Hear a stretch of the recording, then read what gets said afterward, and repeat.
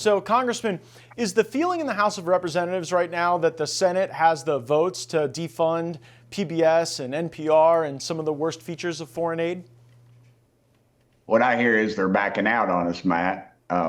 Just in the last 30 minutes, that they're afraid they do not have those votes. And because I'm getting calls from PBS supporters, and the interesting thing about that is they're not going to shut them down. It's a percentage of what they do, and it's not closing the station, but it is limiting their money from taxpayers. Why do you think the Senate is getting cold feet? Is it the PBS function or the foreign aid function? And are you hearing what members might be getting wobbly? I think generally they're just gutless.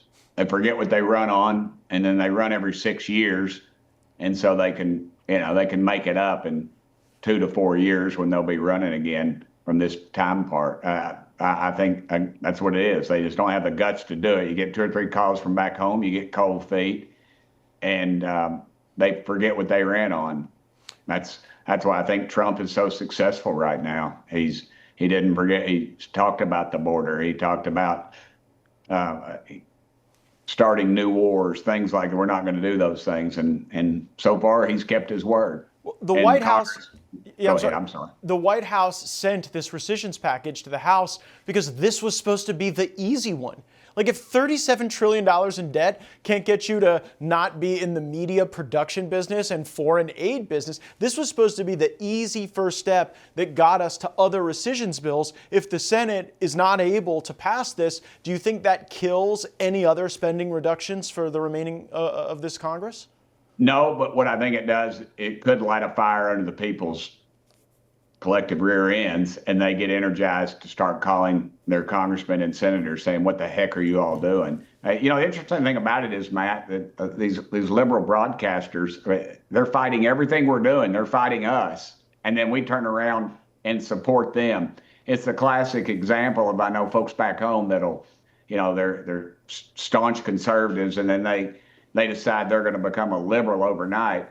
And they start writing editorials and doing all this stuff and posting stuff on Facebook. And the liberals pat them on the head, but they'll never accept them. They'll gut them as soon as they get an opportunity to. And they're not going to vote for us. We're not going to make them happy. Let's do what's right. Let's get rid of it. Let's stop the indoctrination at taxpayers' expense. And let's do what we said we're going to do it on Election Day.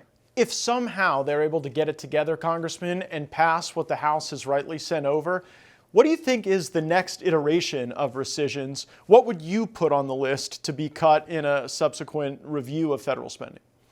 I would get all of the president's executive orders. I posted 24 of the ones that I thought were at the top of the list, and I would just go down the list. And I would do them individually, though, Matt, not put them and make people vote for them and make them stand up for what they said they were going to do.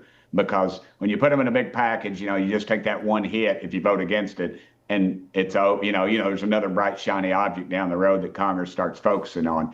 If we did one a week over the course of the rest of the year, and just eliminated all of those, or maybe 2 a week. But currently, right now, like I said, I put 24 out on bills.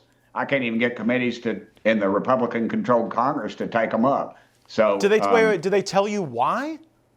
No, it's the usual. I always go, hey, that thing that just rushed by me was an iceberg. They're in no rush to do anything, because that's the way we've always done business around here. You're going to check with the lobbyists, the K Street crowd, make sure they're taken care of. And I've been trying to defund the Taliban for over a year. You remember that when you were in Congress. You helped me with that. And here I finally passed it again. And now the Senate hasn't even taken a blink at it. And we're talking $40 million a week going to our enemies. I was handed something by a good friend of yours and mine just about 2 hours ago.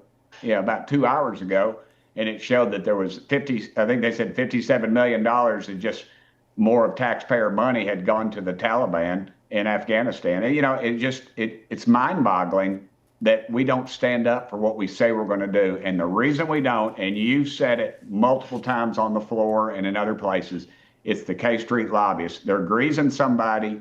They've got a wife and or girlfriend that works for one of these NGOs, and that dark money's coming back, and I'm afraid it's coming back to somebody's pocket. And like you, if I would be filled with joy if I saw somebody brought out of one of these buildings in handcuffs that was taking that money. Well, people just have to make sure that their wives and girlfriends aren't working at the same NGO. That could get quite messy.